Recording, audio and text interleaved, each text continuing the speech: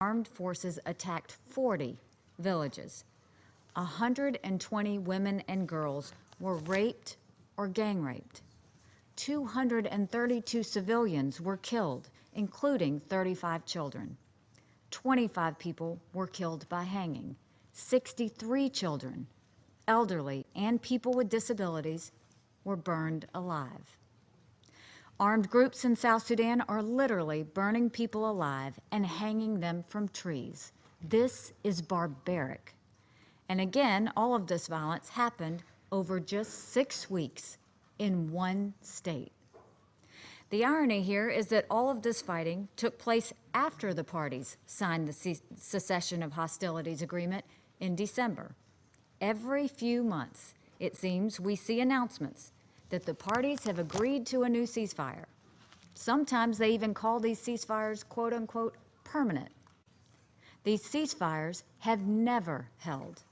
The only certainty about a ceasefire in South Sudan is that the parties will violate them in a few hours. So the question before us today is quite simple.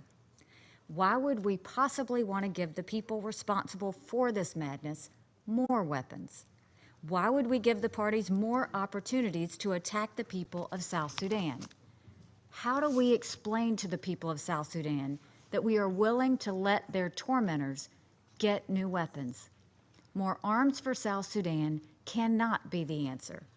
We have heard the argument that an arms embargo might undermine the peace process. To be clear, the United States supports the peace process in South Sudan.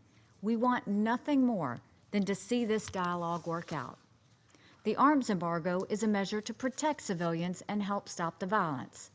For negotiations to work, we must end the cycle of broken promises to stick to the ceasefire. Peace in South Sudan will not come by letting the parties get their hands on more weapons. The opposite is true. Supporting an arms embargo will show the parties that we are fed up with the delays and the stalling. It will show our resolve to make life better for the people of South Sudan. For too long, the Security Council has failed these people. We failed to impose an arms embargo years ago when we could have helped prevent so much suffering. We have failed to stop the fighting. We have failed to hold South Sudan's leaders accountable for the misery they have caused. But today, we can and we must defy this history. We can come together to show South Sudan that the era of impunity is over. We can show the world that the Security Council will live up to its responsibility to help maintain international peace and security. Above all, we can send a small signal of hope to the people of South Sudan. By adopting this resolution, we can stand in solidarity with them and at long last show that we are able to help.